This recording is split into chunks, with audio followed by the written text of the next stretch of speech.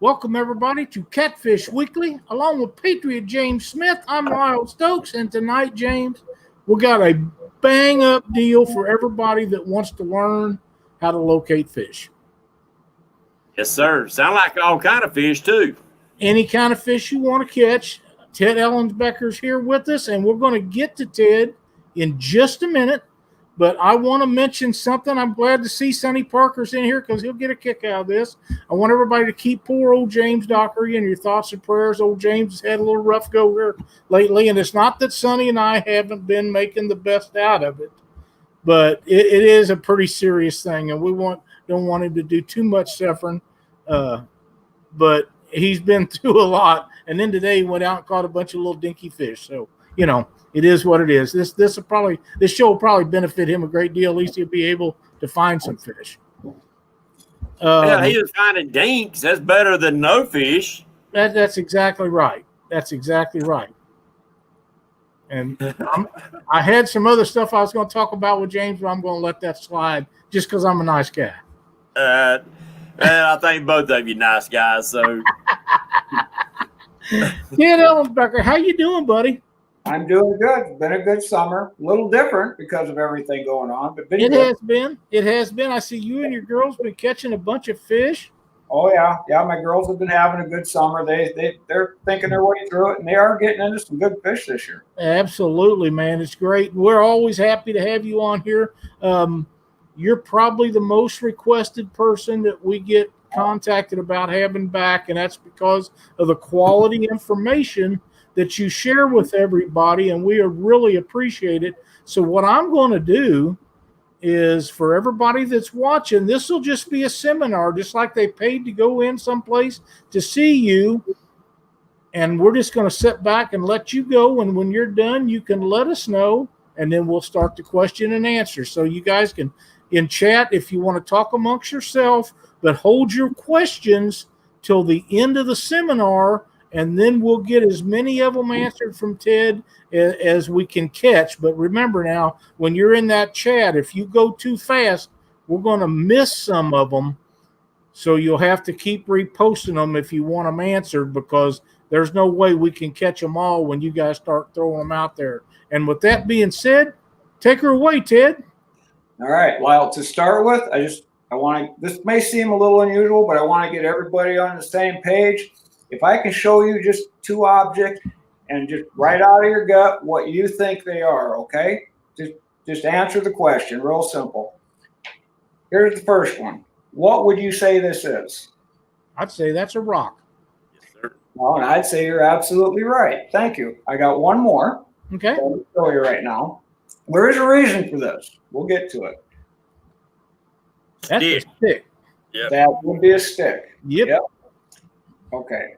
Thank you. We're on the same page with that. There's a reason for it, and we're going to get to it in just a second. All right. Coming up to this, I've been telling everybody that this information can be used on any species, any water, and the presentation type doesn't really make a difference. And I want to explain that a little bit. We're dealing with an audience tonight that has a good variety of different fishermen. And I don't want them to think, because we're going to be talking about structures, because that is the foundation of finding fish, that if they pull plugs, or if they drift, or cast, or jig, or whatever, bounce, that they can't use a structure, okay? That's not right. Structures are not limited in size. You can have a structure as big as a one-car garage. You can have a structure that actually stretches for 2 or 3 miles. If you have an old river channel, an old road bed that connects to 2 points and some elements in between, that is your structure. So you're not limited in size. You can take any presentation you want to fish a structure. You just need to pick the structures that adapt to your presentation. Okay, so we'll get that out of the way. I don't want anybody getting nervous on it, And this will be to find fish. Now, there's a difference between finding fish and when you already know where they are. Obviously, if you know they're sitting on the rocks, go to the rocks. But this is when you're on the water, or you're going to a new lake, going to your water, and you don't have the information as to where the fish are exactly, What do? How do you find those fish? This is what this information can do for you, regardless of the species. So what I just showed you, we want to go a little further with. I showed you a rock, I showed you a stick. And the reason I did this, because if information doesn't make sense to you, it doesn't have any value, right? I mean, it doesn't make sense, doesn't have any value. You don't remember it, you don't use it. In 1956, 1957, there was a freshwater angler that made the comment that anything connected to the bottom was structure. So, and the game departments use this today some. So this rock laying on the bottom of the lake, regardless of the size, this size would be called structure. The problem with that is that we don't use that. Would you call that structure? No, you'd call it a rock, and you'd be absolutely right. So we need to understand what structure is a little bit too. But if this isn't structure, what is it? Okay, and this is where I'm going to be a little different than some people that give seminars. I'm going to give you guys credit that you know your species probably better than I do. I'm not a specialist. I don't just fish blue cats. I don't just fish muskie, northerns, trout. I fish a lot of different fish. So you guys out there that are specialists, blue cats, flats, muskie, northerns, crappie, whatever, you probably know that species better than I do. And I'll darn well guarantee you know the body of water you fish better than I do. So I want you, as we go through this, to think about the elements in your body of water. Now, what's an element? An element, by definition, is a characteristic or a piece that is essential to make something. Okay, so these would simply be elements. Rocks in the water are elements of that lake. The stick in the water is an element in that lake. But what you got to remember when you change bodies of water, different lakes have different elements, right? So you need to collect information. And information is the foundation for your success or your failure. Information is what you use to make decisions on the water, right? More information, more correct information, the easier it is. What we're going to do tonight, we're going to give you a strategy that you can use anywhere, anytime, with very little information to actually locate fish. And this is where your knowledge of the fish come in. Some fish like different elements, obviously. Like when I fish northern pikes, I look for rock shorelines connected to bulrushes. That's one of my favorites. Okay, there's two elements. But on a different body of water, well, maybe it's just some underwater weed beds. I don't know that. I don't know your body of water. You need to find what elements the species you're looking for, very important, are using on that body of water. Okay, that's the first step on this. But before that, to make a trip successful, you got to do something that a lot of people forget to do. What do you want to get? What do you want to get out of the trip? Do you want some fryers? Do you want a trophy fish? Okay, let's make your trip pleasant.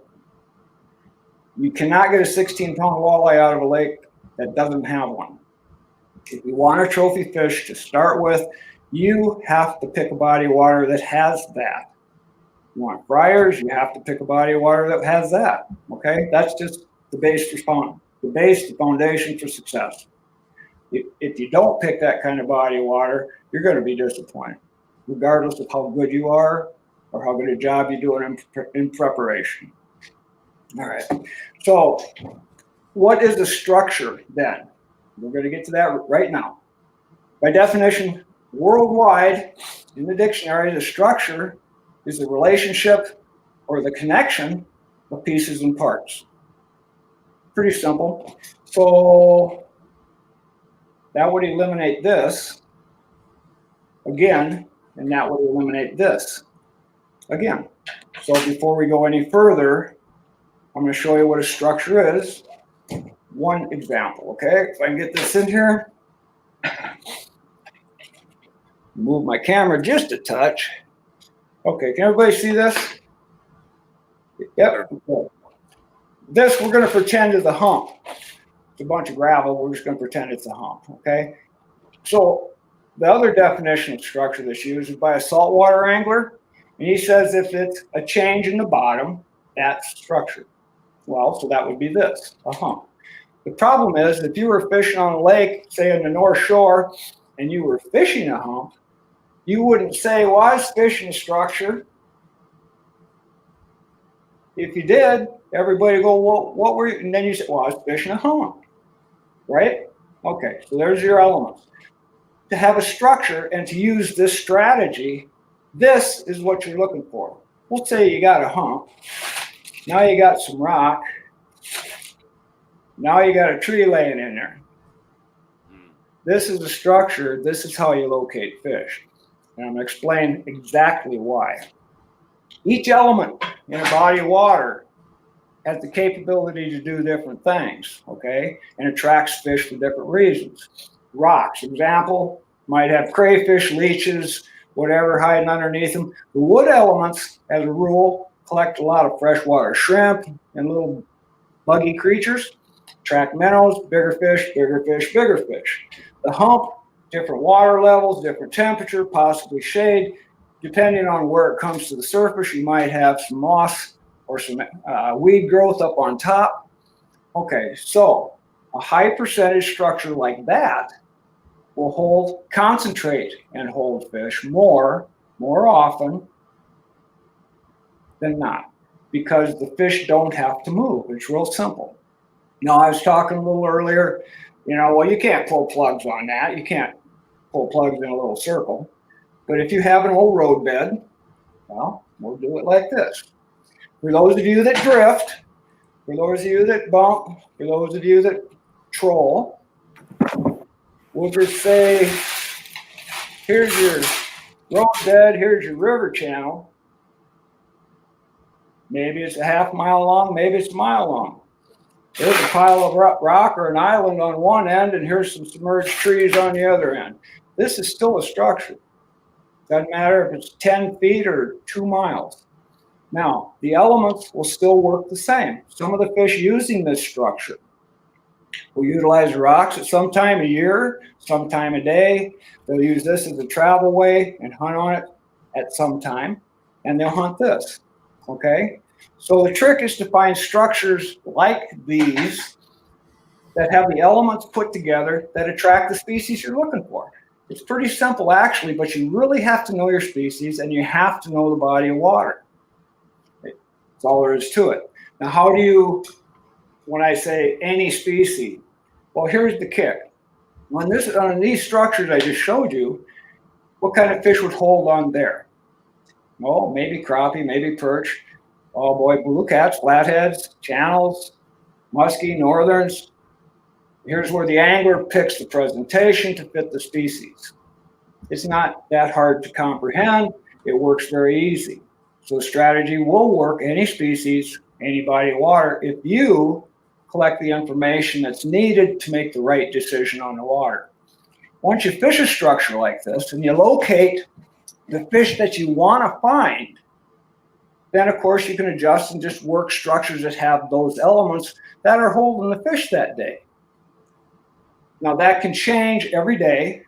It can change from morning to afternoon. They might be on the rock in the morning. Maybe it's a little shallower. You might be on the ledge. You might be at the base of the ledge. You need to find that.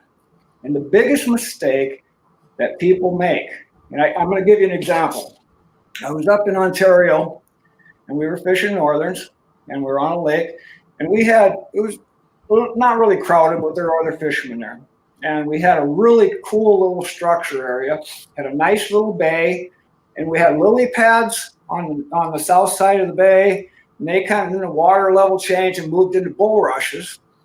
And we noticed that the bulrushes dropped at like 4 feet from the bank. They just cut off, just like a straight line, all the way down for about a quarter mile. There's 2 boats that went ahead of us. Nobody got hit. We were watching them. Nobody got hit. They were 100 yards ahead of us. We went in, and here's where you make your 3 presentations or your presentation to each element on those structures, okay? We started off on the lily pads throwing a spinnerbait. Nice big blades, so we could bump it off the lily pad, swim it through. We're in about 2 foot of water. We didn't get any hits. Fine. We moved to the bulrushes, and we went to a silver Dr. spoon. Okay, and we're, with a weedless treble hook, we're casting into the little pockets and bringing it back out. We didn't get a hit. The element that nobody touched was that ledge. We put on a shad wrap, a large shad wrap, jointed, and we cast parallel to that drop. First cast, we take a 10-pound northern.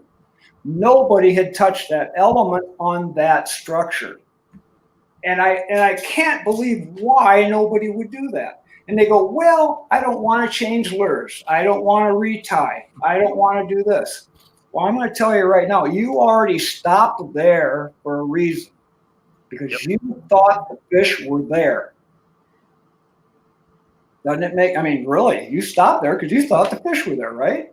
So wouldn't it make more sense to fish that third element before you leave and go run another 5-10 miles to someplace else? You're already there. Now, how important are the different elements?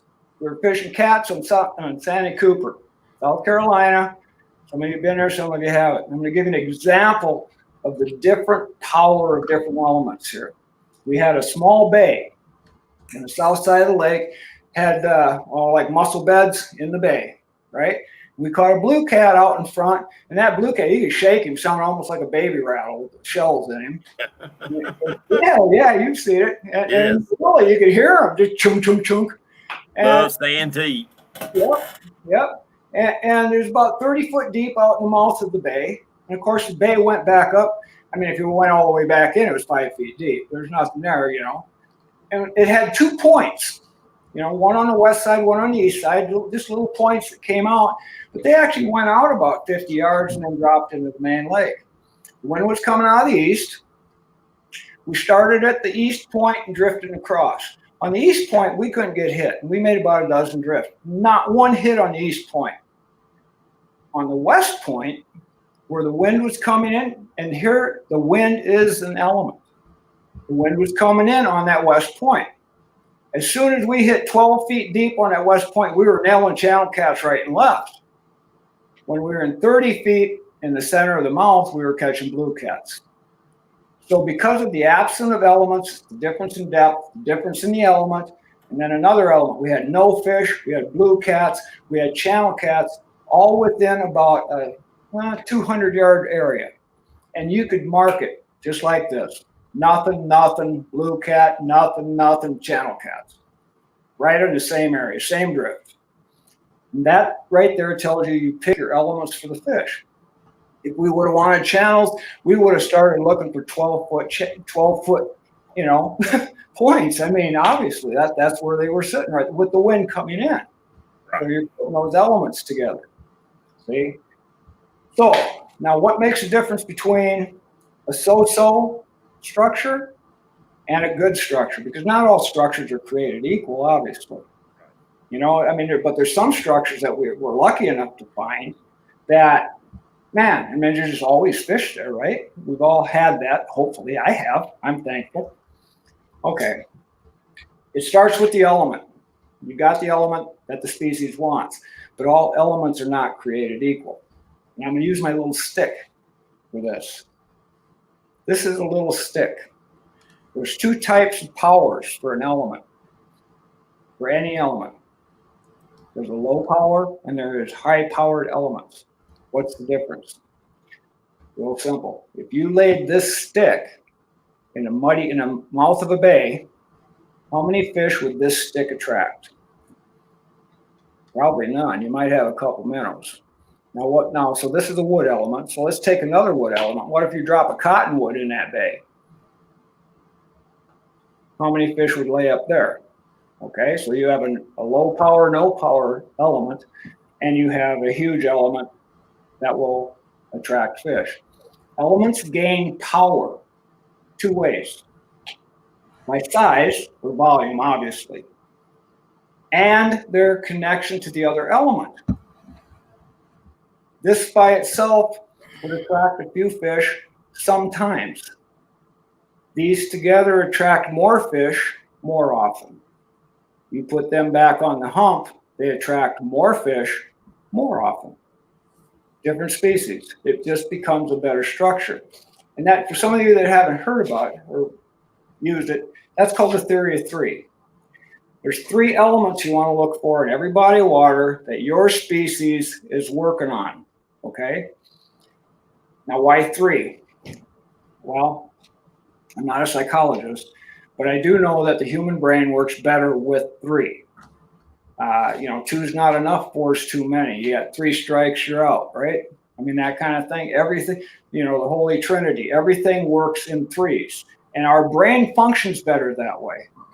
And when we were testing this, believe it or not, we found when we got to like 4 or 5 elements, the fish became too scattered. Okay? When we got to 3 elements, we were finding out at the connection points of elements that the fish were congregating. They're actually congregating and holding. When we got to 2 elements, we started losing fish. Now, that sounds a little strange, but I have to tell you, we started fishing this way in the year 2000. And I hate to say the turn of the century, that kind of ages me, but at the turn of the century, we started doing this. And it wasn't until like 2016 that we decided to actually say something. It's kind of dangerous to come out with something like this and say, I know something you don't. You better be able to back it up. You know, I mean, you can't just start throwing it out there and say this works. It does work. And I don't want to be boastful. It's not me, it's this. I'm going to tell you people that don't know me right now or don't know this system at all. I'm going to tell you right now, in that time frame, there were numerous dozens of world records set using this strategy over all kinds of different fish. We had walleyes, we had flats, we had blues, we had channels, we had muskie, we had perch, we had white crappie, smallmouth bass. I mean, just on and on and on. Okay? So it's been tested, it's been proven. This isn't just me blowing air at you. And there's 3 reasons this can be good for you besides just finding fish. If you fished enough, you've had this happen. You're out on the water, okay, and the fish just got lockjaw, right? I mean, they're just not biting. There's nothing you can do. And you look at your buddy, and you go, well, what do we do? You got any ideas? Some of you have done it. I've done that. I used to do it a lot. And if you do this, you don't have to ask that because you already know what to do. You realign the elements you're looking for, possibly just realign the elements into a different depth and go back at it. Because if the fish are biting, there's a difference between fishing and biting. If the fish are biting, you're going to locate them. And the trick to this is that, the one absolute in fishing, if the fish cannot find or locate your bait, you not only will not get bit, you cannot get bit. The whole reason this is successful is because you increase the number of presentations. Say on a bad day, we were just talking about it, and I don't know how to describe the reason, but just because 1 out of 10 fish could potentially be hooked. That's their mood. Okay, could be the weather, could be whatever, time of year, time of day, but 1 out of 10. So if you present to 10 fish, you have an opportunity to potentially hook 1 fish.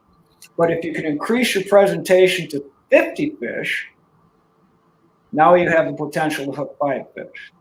And that's where this comes in. You're looking for structures that are concentrating and holding the fish. As that works through the day, you're presenting to more fish. And it doesn't matter about the presentation. You can catch a bass a lot of ways. You can catch a channel cat a lot of ways. I want you to fish a way that you're confident and comfortable with. Because if you are confident and comfortable, you will fish better. You will fish more confidently. You'll know what you're doing. Now, by that, I'm not saying don't look for new methods. I'm not saying that. Do. okay? But at the same time, for the day you're out, you only have so much information. You're making decisions on the information you have for that day. What's the weather, right? What's the species? What's the body of water? What presentation for that species am I comfortable with? What elements are in this body of water? So at the end of that day, even if you catch nothing, you did it right. I mean, there are days all of us catch nothing, right? But to come off and say, you know, I hate it. I used to do this and I hate this. You come off and you look at the guy next to you and you go, God, what if? What if I did? What if I had? What if I went? All that's doing to me is admitting I did something wrong. You know, if you use the information you have for that day and you actually just work through the strategy, there's nothing else you could have done. Think about it. The information you have, the species you want, the body of water, the presentation you're comfortable and confident with, and you know works for the species. You fish the structures that should hold fish, right? If anybody's going to catch fish on that body of water, it's going to be you. If you don't have to come off and go, what if? Because you did it right. Now, information that you gathered that day may change that. Maybe the wind will change. Maybe you'll find out, you'll talk to somebody, and they'll say, well, the fish were all biting on the north end of the lake. Okay, so tomorrow, north end of the lake, get out your navionics chart, get out your maps, find those structures on the north end. Now you're back in the money. See, it's just a strategy. It's very simple, actually, but people just don't. Well, they just don't use it, and they don't know about it because, to start with, the foundation, the whole thing about structure has never been exploited. It's never been explained. It's never been told or discovered. And, you know, by golly, wow, I don't know why. I mean, you know, you've got really great fishermen out there. I think part of the problem is that a lot of the effort that professionals is to promote product. And that's okay. There's nothing wrong with product. I mean, I ask my wife, she'll tell you, I like product. I have a lot of product. You know, I do. I like my depth binders. I like my rods and reels. I like my hooks and my tackle boxes. I have it. But what equipment and product does is help you do a better job. You know, a smooth casting reel, a good drag, good line, it just helps you do a better job. Tools. But you still have to drive the boat. Right. You still have to interpret what the depth binder is saying. You still have to pick the bait. You have to pick the lure. You have to pick the predator. And if you want to find fish, you have to pick where you're going to do all of this. And that's where a lot of seminars just get left out. Yep. They don't go back to the angler. They go straight to the depth binder, straight to the boat, straight to the drift stock, straight to the bait, straight to the lures, and that's where they concentrate. But they leave the angler hanging because now I have this. What do I do with it? You can catch a lot of fish on a hook, a sinker, and a line. I mean, that's it. Wow, any of them if you put it in the right spot. Think about that. You really can. You know. So the whole trick to your success in using all of your good equipment, like I like, is to find the fish. That's just it. You have to find the fish.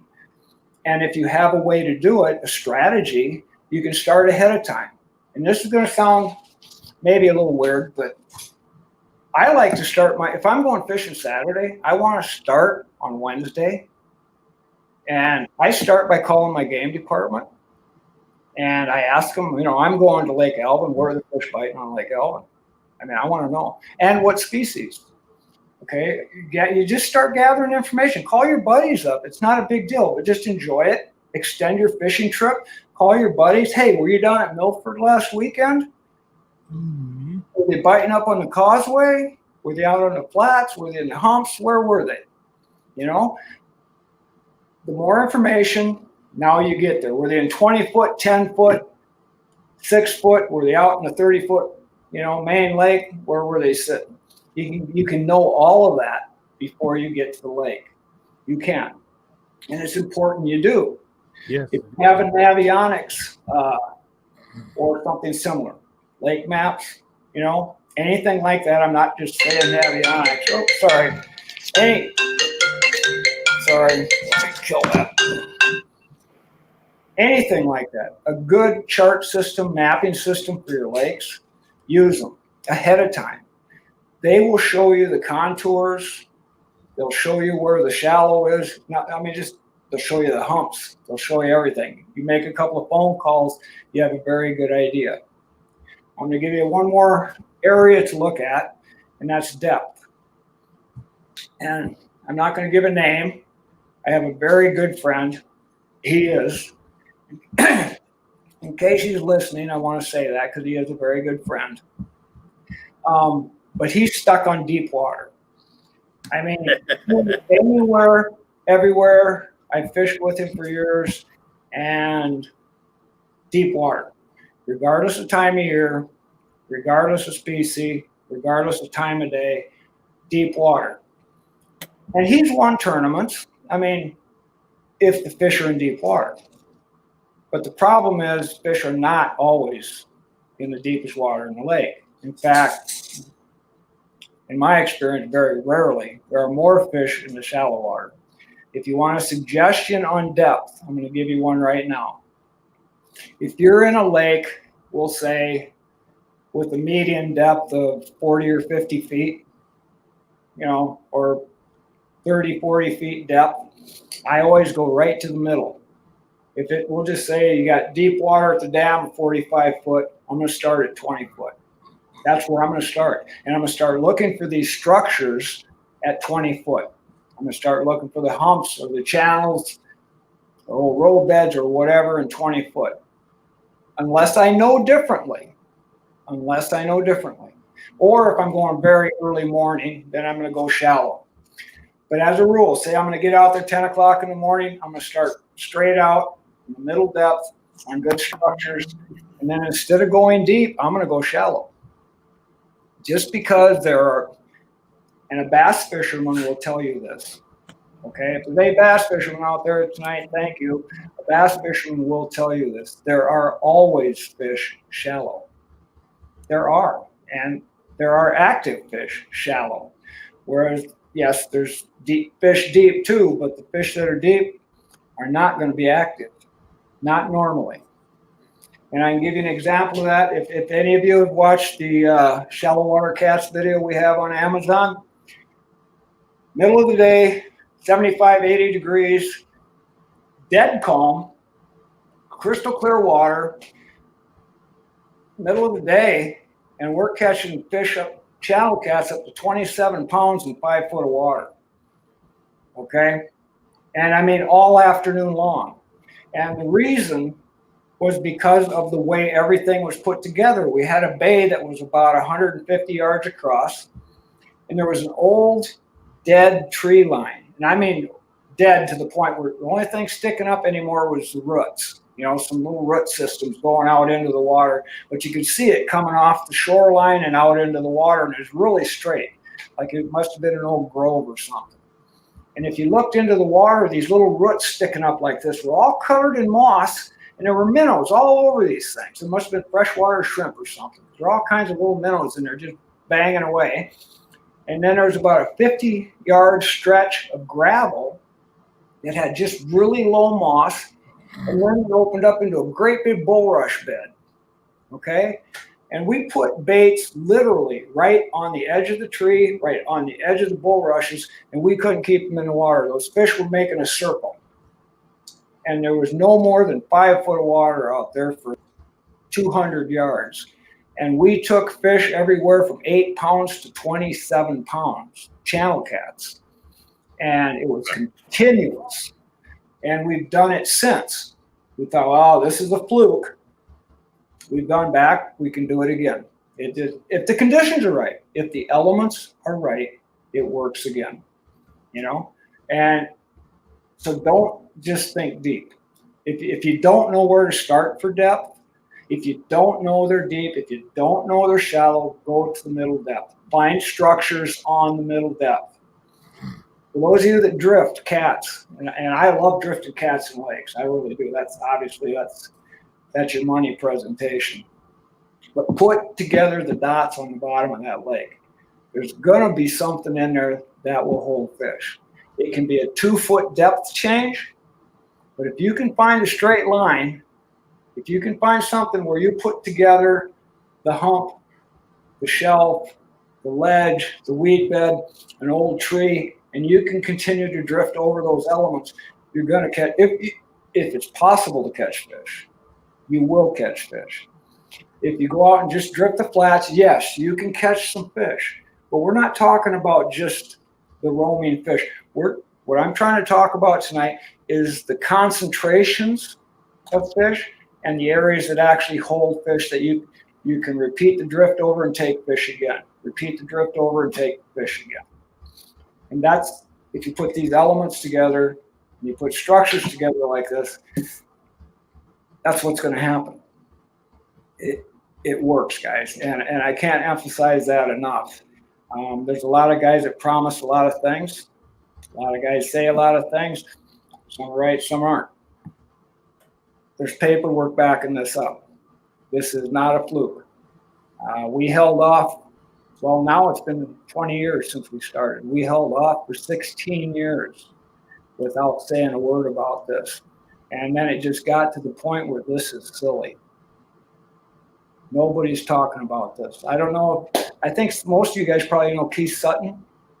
We've heard of Keith Sutton. Absolutely. Hall of Fame author. I met Keith back in Illinois when the very first Catfish College, spelled with a K, was held in Illinois back like 2002. He and I were speakers there. And Keith has written like 4,000 plus fishing articles. He's in the Hall of Fame. Anyways, what I'm getting at is Keith has talked to an enormous amount of fishermen. And when we decided to publish this strategy, I went straight to Keith. I had been talking to him prior, but I went to him before, and I just, have you heard of this, Keith? Have you heard of anything similar? Do you have anything to compare it to? Nothing. And this is a guy that's talked to probably most of the prominent fishermen in the country. Nothing. And I said, well, what would you call this? A plan? And he goes, no, he goes, this is a strategy. Anyway, at that point, he offered to do the opening narrative on the video for me, and which I appreciate. And Keith, if you're listening, thank you. But so there's a guy that has talked to an enormous amount of people, and he's never heard of this. And I'm not trying to build that up for me. I'm trying to give you guys some confidence. You need to try this. You really do. And I'm going to tell you something else that will happen. I have had people at the end of a talk say, no, don't get it, don't want it. And I've had them come back after they've been fishing and say, you know what, when I get on the water, I had to look at that water that way. And there's a reason. When it makes sense to you, I mean, your brain won't let you say no. I will guarantee you when you get on the water, you will look at that body of water and you'll look at that little riffle, or you'll look at that little current break or that bank, and you'll go, hold it. You know? And it will look different to you. And it should.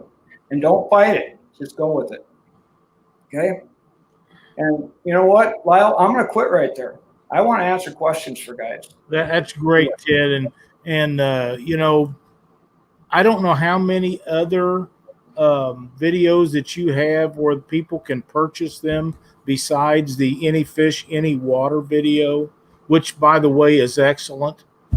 People can purchase that online. And before we get started with these questions and answers, if you would tell people where they can get them and how many there is to have, I think that would be a good idea, because you don't do these seminars just every day, and you don't do them for everybody. Well, So if they want some more quality information, there's a way to get it.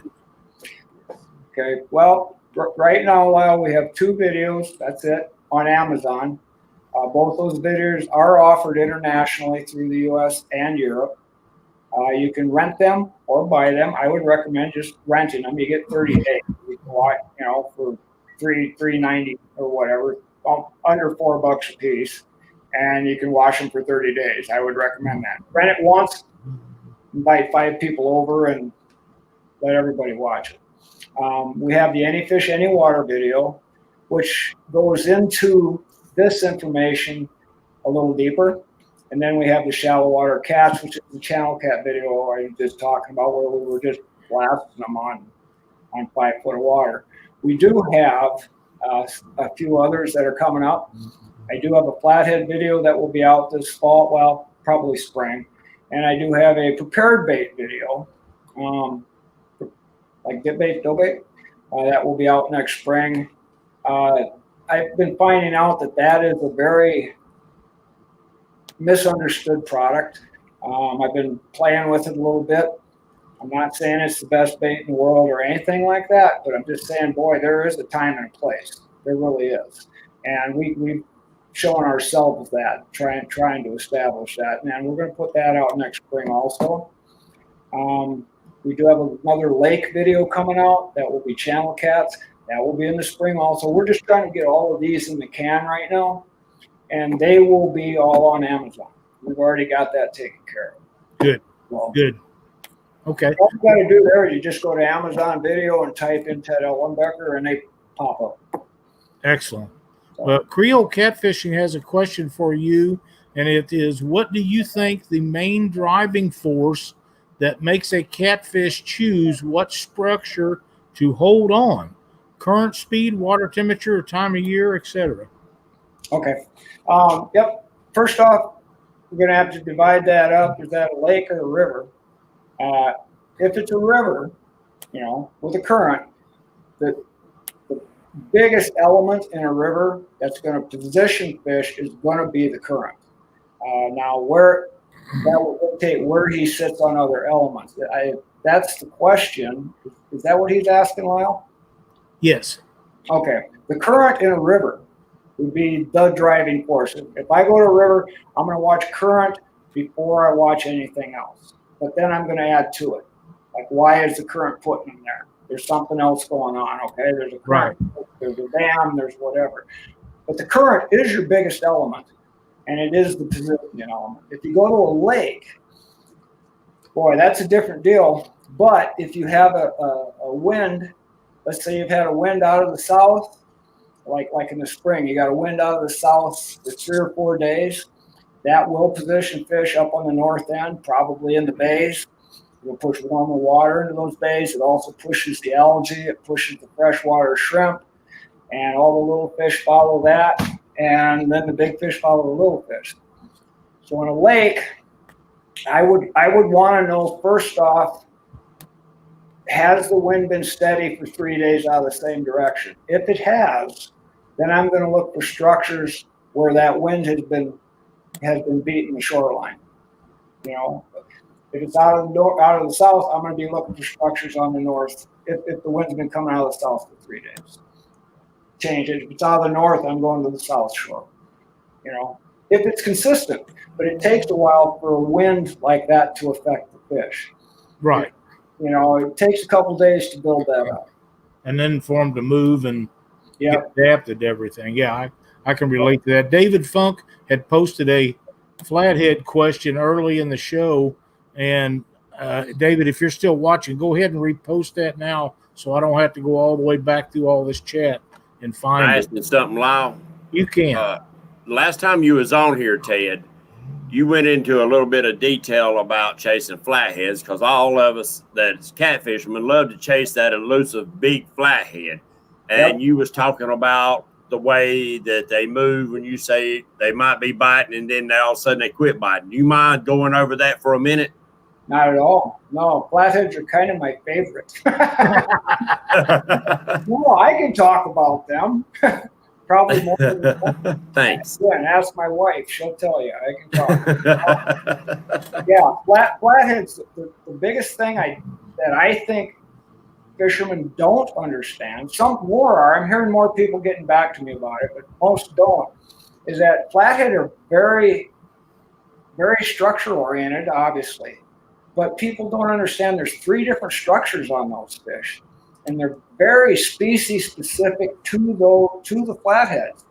You've got the nursery, which doesn't really affect you guys, the fishermen, and that's where the little fish the little guys, they're up in the little root balls, usually very shallow water, undercut banks, where the big fish can't go.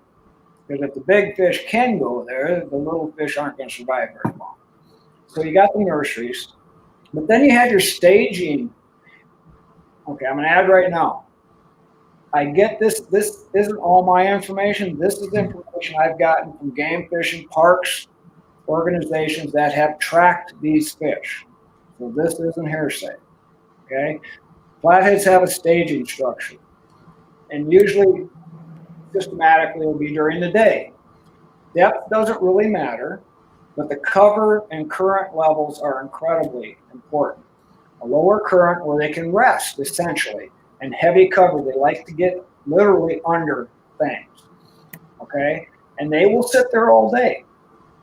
At night, they will move out of that structure. Here's where guys mess up. They stay there. Everybody fishes a log jam, right? I mean, I do too.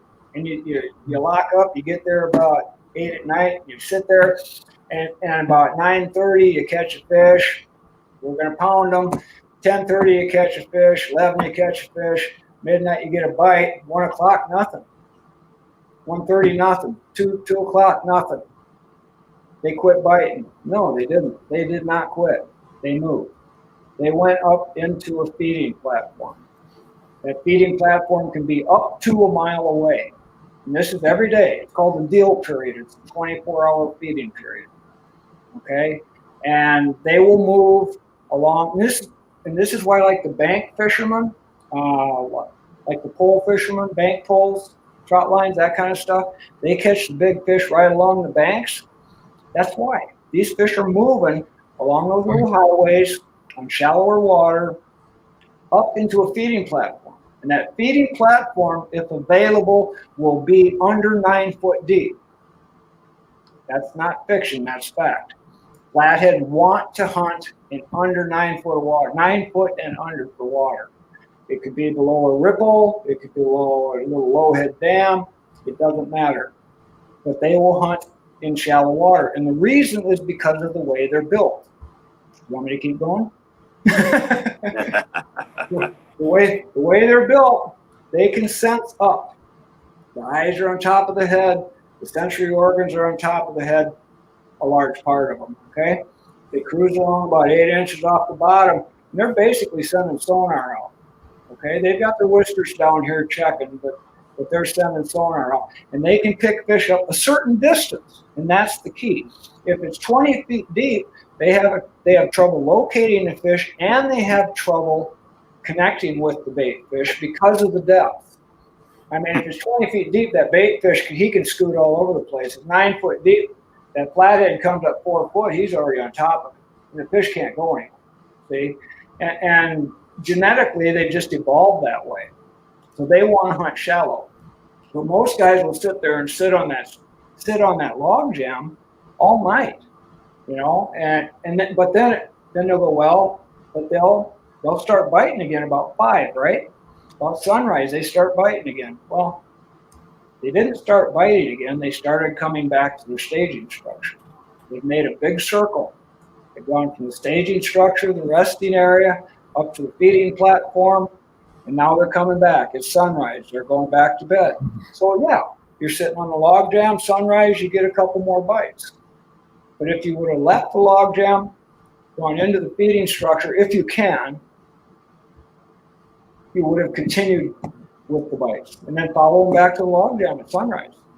And most people don't get that, and sometimes you can't do that. I mean, just because of the way the land is, you can't follow them. Sometimes, and that there's nothing you can do about that. But if you can move with them, the bite will continue. They didn't quit. They're feeding all night. So let me ask you a question about that subject.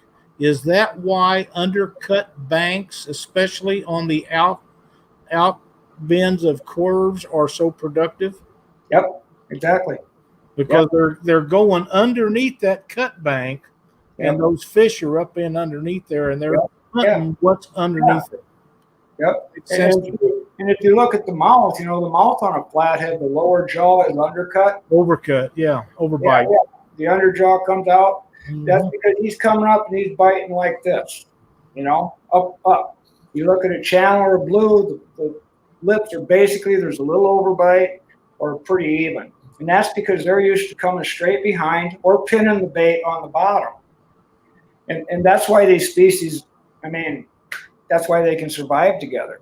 Because this species feeds this way, this species feeds this way, this species prefers this species prefers that. If they all preferred the same thing, they'd kill each other. That's right. That way, that's the only way they can survive. Flatheads hunt a certain way, blues and channels hunt a certain way. Makes The sense. biggest difference with blues and channels I have found is the depth. I have found that blues if the channels are at 12 feet, I'm going to start blues at 25 feet. If the channels are at 30 feet, I'm looking for 40 feet. They're always about 10, 15 feet deeper than the channels, it seems, to me anyway. Right. Dave Funk's question was, are flatheads affected by the thermocline in a lake, even if the deep water has structure? Yes. You have to be. Yes, they have to be. That's an oxygen level thing. That any fish is, any living organism is, frankly. Right. I agree. Yep. Miller Time Fishing. I had a question here for them.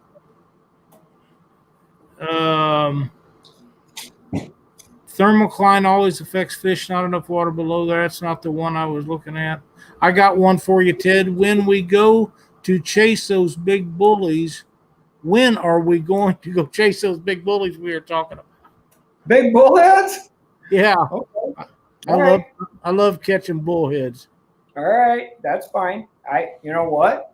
I have two. Up here, we've got three species. We've got the yellow, the brown, and the black. And believe it or not, they all like different things. If he wants to know when to go get them, I would go in the spring and again in the fall. They turn on the feed bag like up here now in about 2 weeks. If I was going for a brown bullhead, I'd probably be going with crawdad tails, and I'd be looking for rocky shorelines. If I was going for yellow, I'm going for basically submerged weed beds on gravel. If I'm going for a black bullhead, I'm looking for mud and bulrushes. That's it. Up here. Now here's where you got to be careful, because those are the elements up here that those species want. Where you are, that can change. You need to know that. Right. Okay. Right. Makes sense to me. I'm trying to see. I know I've missed some. If you guys have put in the chat that I watch here, if I hold it to, like Dave's question, I held it steady so I didn't miss Dave's question.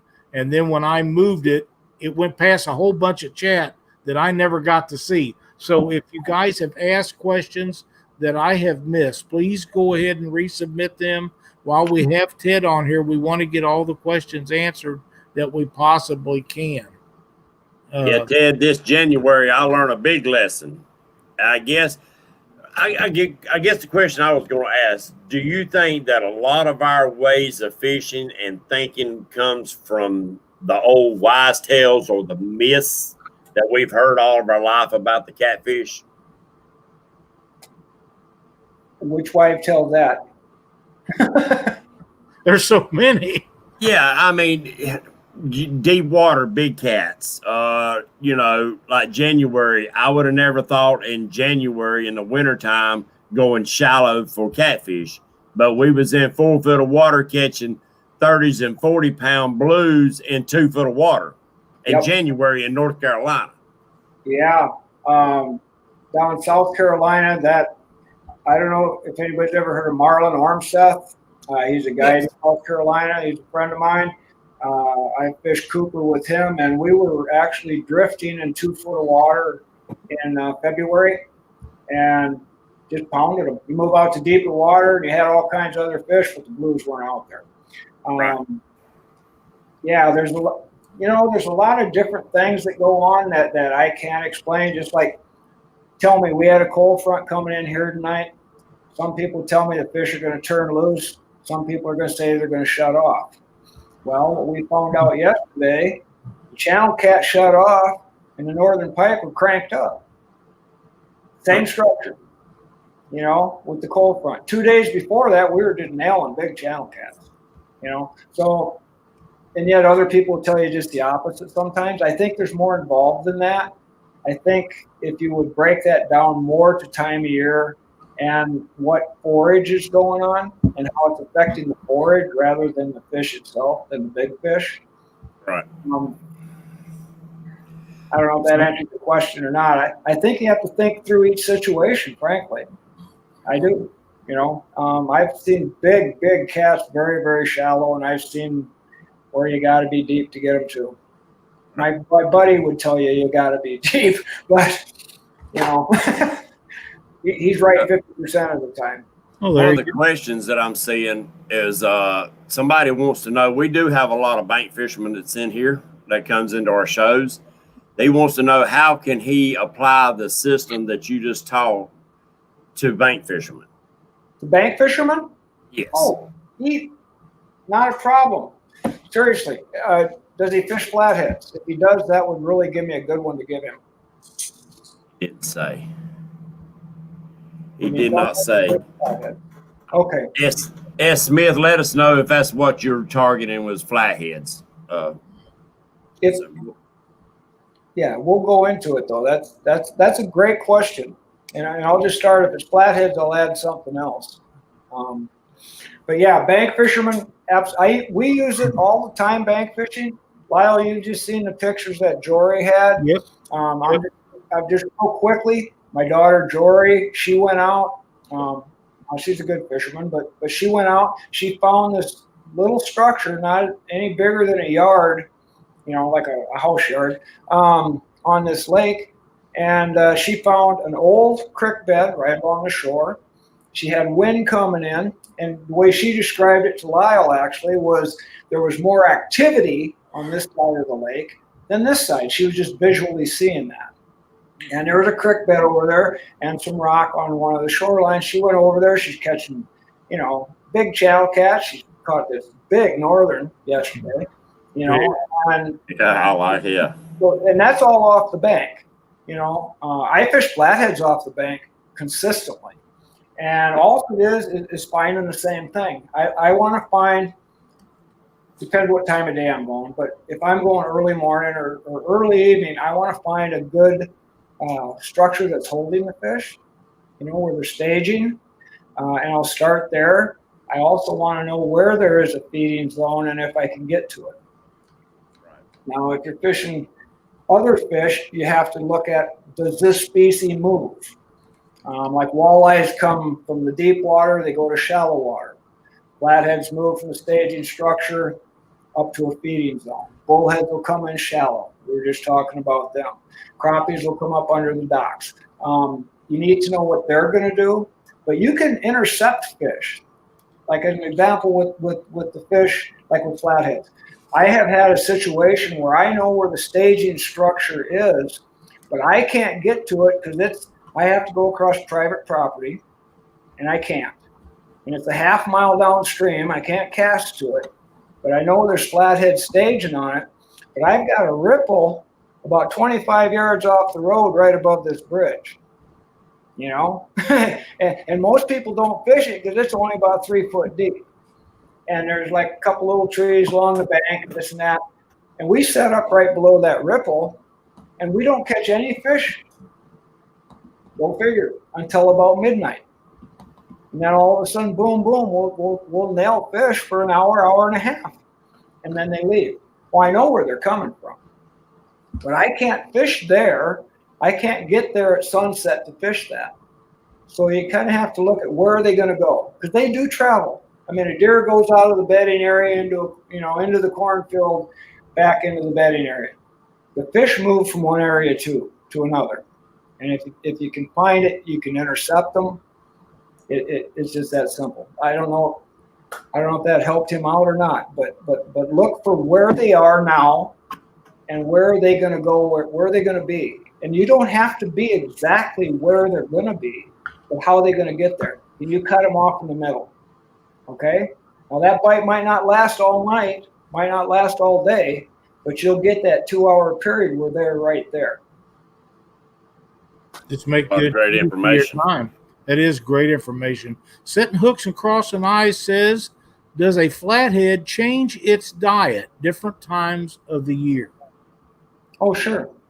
All fish do. Whatever's available, and whatever is easiest to catch. There's times of the year where on certain bodies of water where the real shallow bays, the shad are just stacked up there. They're thick. You throw a cast net, you got a 5-gallon bucket. Well, the fish that move up in there, sure, they're feeding that, but maybe in the winter they're actually feeding on killed fish, on dead fish, shad that are winter killing, out in the deep water and sinking to the bottom. But honestly, a flathead, in my opinion, doesn't eat much in the winter anyway, if anything. But yeah, they will change. They will change according to the fish that are available. My opinion, people can argue this, but my opinion, a big flathead is a predator and he wants fish. It may change from bluegills to crappie to shad to perch to bullheads to other catfish during the time of year, whatever's available. But he wants big fish. The biggest he can get. Garrett Blank says, what should I use in a river fishing? Wrap, bottom bouncer? Walleye fishing, I'm guessing? I would guess so. Yep. Wraps and walleye. Okay. And bottom bouncers? Yep. Yeah. Well, okay. Are you trolling, or are you anchored, or are you drifting, or? That's information that's not available. Okay, just wide open. I guess I would probably say, if this is for walleye fishermen, I would go with a Lindy rig, and probably a double hook crawler harness in the middle of the summer. In the spring, I'd go with a minnow, and in the fall, well, probably back to a minnow. In the summer, leeches or crawlers, and I do single hook on the minnow, single hook on the crawler, or on the minnow and the leech, double hook on a crawler. Probably put a float on it. I would avoid trying to pull that downstream. I would try to keep the nose of the boat going upstream, just so you can use the current to keep things straightened out. That I would pull plugs, but I know they pull a lot of plugs for walleye up in Selkirk on the Red River, but they will run downriver back to the dam. Rivers flow backwards up there, so you're running downriver back to the dam. And then pull your plug upriver so you can control the depth. Trying to pull a plug downstream is almost impossible. I'm sure you're right. Muskrat Adventures, how do we compete with the insane shad hatch? Different strategies? Could you repeat that? He says, how do we compete with the insane shad hatch? Use different strategies? Yeah, okay. Yeah. What you have to do is be more precise about your bait presentation and put it on your nose. I mean, seriously, if the food's there, kind of like picture me walking into a McDonald's, and I sit down at the booth. If there's 8 burgers sitting there, I'm going to pick the closest one to me. The shad hatch is a booger, and that there's nothing you can't stop that. It's just happen. But it's what you have to do is go after the fish where they're going to be. In fact, it just goes back to the strategy. Where are they going to be, and hit each element and put it right in front of them, and slow your presentation down during a hatch like that. If you got to dead stick it for 10, 15 minutes in front of their nose, maybe they're not hungry, but you can irritate them. You can still get them to strike, but you're going to have to put it right in front of them. Yeah, I agree. Because they're full. That's it. Miller Time Angling says, okay, here's a question. Let's talk about flatheads going dormant. Okay. Doesn't that apply to mainly water temperature? Because I know down south, a lot of the time they catch flatheads year round. We do in North Carolina and South Carolina. Yeah. Yep. Yeah. Mostly water temp. I think it's just a cold-blooded trait that they have. It's a genetic thing they have. I think possibly it goes back, well, I guess I'd have to say centuries, where maybe the body of water, and this may sound a little silly, but the body of water they have during the cold water doesn't have the amount of food they need to survive. They have to back off. If the metabolism stays high, they starve, and go weak. Whereas the blues and channels, they have a little bit different feeding way. They're a little more susceptible to dead baits, winter kill bait, that kind of thing. Whereas down south, maybe the hatch stays better, the forage fish stay more active, the flatheads find food easier. And also, a cold-blooded animal gets a little stiffened up, and maybe they aren't quite capable of hunting as well. When it gets colder, and down there it doesn't get as cold. Right. So they just continue. That would be my guess. Makes sense to me. Would you touch on barometric pressure for just a second? Okay, I like a stable barometer. I don't, just period. Stable to me would be the best. Also, my opinion, I prefer a rising barometer. That's it. A falling barometer for a short period of time can work, but at least for the way I fish and what I fish, it's gonna slow me up. Here's a great question from Fishing with the Chad. If the shad hatch has creeks overloaded with shad, is it better to fish around the creek mouths or somewhere else? Okay.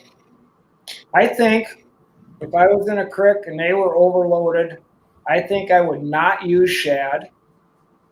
I think I would use something else, like maybe a green sunfish, just to change it up just a bit. And I would probably go to the creek mouth where the fish that haven't been in there feeding all day are coming in. On their way in, yeah. Yep, on their way in. And I think I might even just change the bait up. I might just say no shad. I want to go with a green sunfish, or I want to, I'm going to change it up, give him something, put a little bacon on a hamburger, make it look a little different. Yeah, give him a cheese sandwich.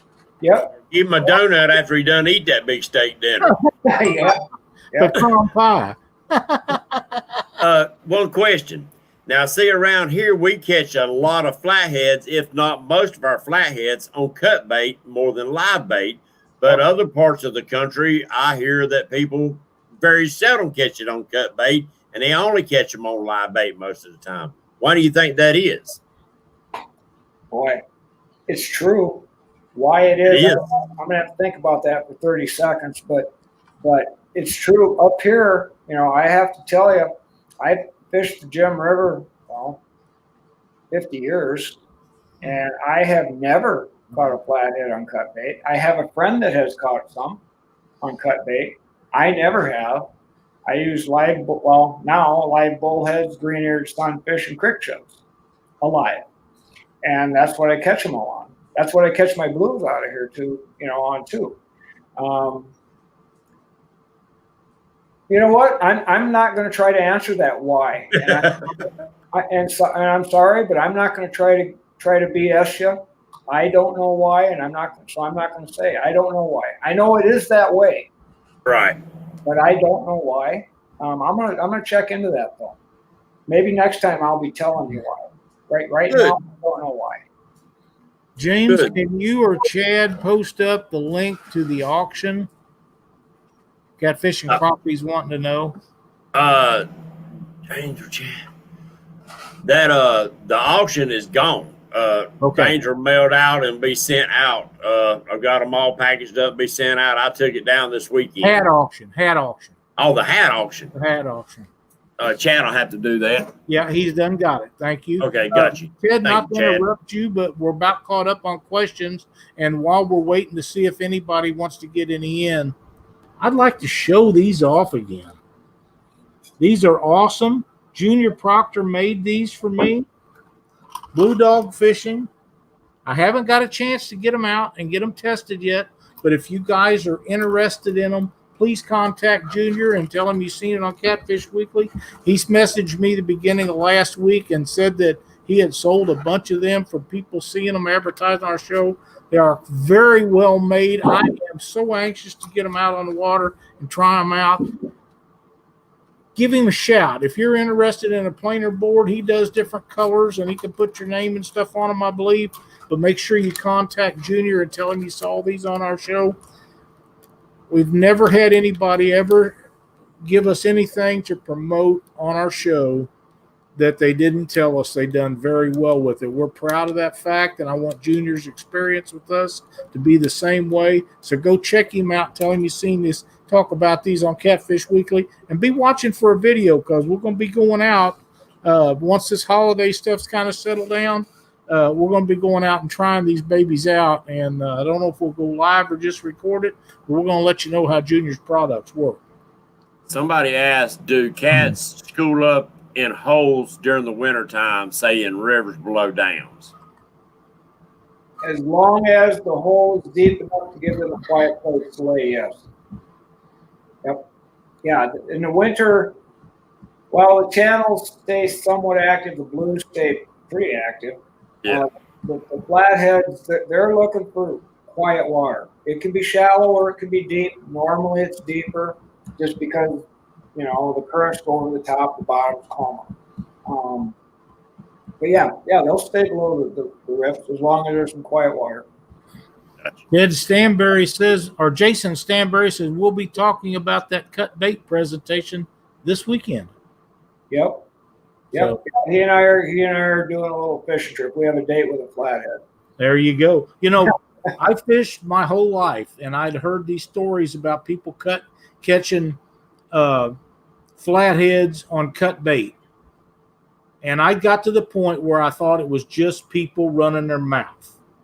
And one night, Cindy and I was in a tournament. I caught 7 on cut bait. Yep. And to this day, I've never caught another one. Dang. And that was probably, I don't know, Cindy could probably tell you more better than I am, but that had to be 10, 12 years ago. And we caught 7 that night on cut bait, and I've never caught another flathead on cut bait since. And we've caught a bunch of flatheads on live bait, but never another one on cut bait. The only thing that I could maybe offer as to why that happens goes back one Easter, actually, on the Jim River up here. There was some kids catching flatheads on dead suckers on the Jim River, and I was just stunned. And I'm wondering if maybe there's a die-off of some sort, and so the fish are just conditioned to looking for dead fish. You know, there's a shad die-off, there's a sucker die-off, there's something going on. Maybe that would be something I could offer, but that would explain why maybe you caught a bunch one night but not since. You know, I actually thought it was a confidence thing. You know, because I know that we can go out and catch them on live bait. Yep. But that one night you couldn't beat them off with a stick, and we ain't never caught another one since then. But we tore them up that night, and I told Cindy, I said, you know what? We was in a tournament over in Illinois, and on the Illinois River, and I told her, I said, I would have bet money that everybody that talked about catching flatheads on cut bait was full of crap, and here we are killing them tonight. And like I say, it's never happened again. No, it happens, and like I say, Jason, that's why he commented. He does catch some on cut bait, you know, fishing channels and stuff. He does, and I know other people do too, but I never have. But yeah, thank you, Stan. Thank you for coming and watching the show. We appreciate that. I've caught 2 flatheads on live bait, and all the rest of my flatheads has come on cut bait. And I'm right outside of Charlotte. I'm right outside of Charlotte, North Carolina, on Lake Wiley. This lake has only had flatheads and blues maybe 30 years at the most. Okay. The fishermen actually stocked this lake because Lake Wiley is split between North Carolina and South Carolina. and neither one of them will get together and stock the lake with nothing like that. So the fishermen's actually what stocked that lake, not counting some that's come from the upper lake down. So I don't know if it's like you said, conditioning. But the water never really gets cold, but once in a blue moon does the water get cold enough for us to have a big kill off of shad, and it usually is not a very large die off. So I don't know if it's just opportunist they become like that or what it is. I don't know. Can I ask? Are you like drifting your cut bait, or are you? I mean, is it moving? Like, could it be? I don't know. Most of them I've caught has been anchored up on structure and stuff. Okay. I was just wondering, if you're drifting along and maybe you're using like a fillet type of a cut, a flat cut that's actually kind of swimming as you're moving. And I have caught plenty like that. Yeah, that could make a difference, but you're not doing that. So, yeah. Right. Now, when I drift, like if I got my smaller baits, I do wherever people talk about using the flapper. See, I do a reverse flapper. I don't leave the backbone in it simply because it bleeds more than the rest of the fish. But I do a reverse. I cut from the head back towards the tail so that thing opens up. So a little bit of drifting, I get more action out of that flapper. Yep. You can use smaller baits and get a bigger presentation. Yep. Perfect. So maybe that's. Go ahead. I don't know. Yep. Sandhill Cat Hunters says, where would you look for blue catfish this time of year in a lake? Okay. In a lake, I would probably right now go to the humps. The shad are not real shallow. They're not, well, they're shallow in the mornings actually, but midday or night, I would go to a mid-lake hump, mid-depth, and I'd be looking for humps right now. And then I'd be drifting over the top of a series of humps, hopefully. And if I could end it up butting up against a point with the wind coming into it, I'd be doing that. I go as far as depth. 40 feet deep, I'd be starting out at about 25 foot. That'd be my choice. Yep. And if they didn't have no humps in the lake, I'd be going by the drop-offs. Oh, yeah, absolutely. Yep. And I seen a question in here earlier, Lyle. Somebody was asking about lakes that do not have a river channel in the lake itself. Yep. Where would you start to even look for fish? Okay. So they're talking kind of something like a frying pan lake with nothing in it. Probably like Lake Monticello down there in South Carolina. Yeah. It's a man-made lake. Yeah, just flat. Right off the bat, if I was planning a trip, I would be looking to see what direction the wind had been out of for the last few days to start with. And then I would probably, are there any points? I'd be looking for points that are getting hit hard with the wind. Secondly, if there aren't that, is there any standing timber anyway? Are there any bays? If there's any bays, I'd be trying to get on a point on the bay, like on the bay mouth, where you're coming off of shallow water, kind of a feeding type thing into the deeper levels of the lake. Right. You're still going to have to put some type of element together if you want to concentrate fish. Right. I mean, you can throw bait in anywhere and get a roaming fish, but if you want to concentrate them, you're going to have to try to put something together. Right. Like Lake Monticello does have a lot of standing timber in that lake. It's a tough. Now, the guy that sent Lyle them boards, Junior, he likes that lake. He can catch fish on that lake and always standing timber and catch good fish. But there's a lot of people I know hates that lake because there's no river channel, so they have trouble with that lake. Yeah. Not counting the standing timber steals a lot of their daggone rigs, but yeah. Well, Junior does very well on it. Yeah, yes. The one thing you got to remember, though, and can actually be your advantage, say you're on a lake that doesn't have the creek channel, it doesn't have the road bed, it doesn't have a lot of things. If you can put something together, say with the wind, something else, a point, whatever, then you do have a prime structure in that lake because there's nothing else. Right. You know what I mean? You're still putting something together that isn't anywhere else on that lake, and it will congregate fish, or should. Should. There you go. Yeah. Garrett, thank Good you so much. I'm glad you're enjoying the show. I'm enjoying the crap out of it myself, Lyle. I don't know about you. We always have a great time when Ted's on our show, and what is this, the third one? Yep, third one. And you and I talked, and you visited with Jory, and we're going to try to get her on here whenever her schedule aligns up with us. And I think that young lady has got one of the brightest futures in the fishing industry that I know, and it would be great to have her on here. And whenever she's ready or she has a time that she can do one, we would sure like to have her on here. And I know that she learned a lot of her stuff from you, but she's a female, and she's going to have little things that are different than what you do, or different ideas and stuff. And I think that it would be awesome for her to share those with us if she would. Yep. We talked to her about that, and she would love to do that. She's had a busy schedule right now. She couldn't do this one. And that's fine. I got that. And she's a worker. She's got a job, and people that have jobs, you got to take care of them, because tomorrow is not given to anybody that has a job. So if you've got a good job, you must take care of that. Yep.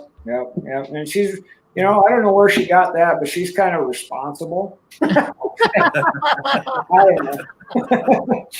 the way my kids are. I guess they got it from their mother. Yeah, must have been. Yeah. It's kind of funny though, how you were saying that a woman sees something different, because when she spotted this little place out on this other little lake, I have to tell you, she said something. She noticed something that I really wouldn't have. She was watching the carp surface over there, and she said it's the only place on the lake I was seeing the fish surfacing. Wow. They were carp, but she picked right up on that, and that's what drew her over there. That and the wind going in, it was just like, that's the only place these fish are surfacing over there. And they were carp, but they still fish. Yeah, something else. She said there's more activity over here. She caught some giants. Yep. Yeah, that's right. Activity. I mean, just because it was carp, I'm sure that there was other activity that she wasn't seeing going on closer to where she is at. Hey, good choice. That comes down to little small details, don't it? Yep, it does. Yep, it sure can. Yep. Yeah. And a lot of times, being an old tournament guy, a lot of times those small changes like that will mean the difference between being in the money or not, or being on the leaderboard or not. Oh, absolutely. Yep, that one bite can make all the difference. It sure can. All the difference. Yep. It sure can. Well, I don't see any more questions coming in tonight. Ted, I can't thank you enough for doing this show with us. We really appreciate it. Would love to have you back on next spring when you kind of get things lined out and get ready to gear up for everybody, even if you just want to talk about where you're going to be doing seminars or new videos and stuff that come out. And if Jory gets a chance, be sure to let her know that we want to have her on here whenever it's convenient for her. And whatever day works for her, if we have to move somebody around, that's what we'll do. And most of them will understand that, because she grew up with a pretty good guy showing her how to do things. And if she's picked up some stuff on her own, it would be some really quality information to share with everybody. Well, I know she'll be happy to do it. She's already told me that she'd love to do it. So. That'd be awesome. Well, we're already getting a lot of good reviews on the show. James, you got anything to talk about tonight before we go? No, but I just want to say thank you, Ted. I was looking forward to this. I enjoyed the last show you done. I got a lot of great information. I'll add more. I'll watch this again tomorrow and probably watch it again, before too long. And I take notes. And guys and gals that's in here in chat, I hope you took notes. If you didn't, go back and watch it tomorrow. Take plenty of notes. A lot of great information. We appreciate you sharing it with us, Ted. I really appreciate you letting me be here. I just hope it did you justice. That's all. You done awesome, Ted. We appreciate everything you do for the sport, not just for our show, but for the entire fishing industry. All the stuff that you do and the information you share, and a lot of the information that you share is kind of like a few of the others that share information. A lot of people would never hear that or figure it out if it wasn't for somebody helping them out along the way, which in turn makes all of us catch more fish. So thanks so much. Be sure to tune in next Monday night, and we'll see everybody right here on Catfish Weekly. And Lyle,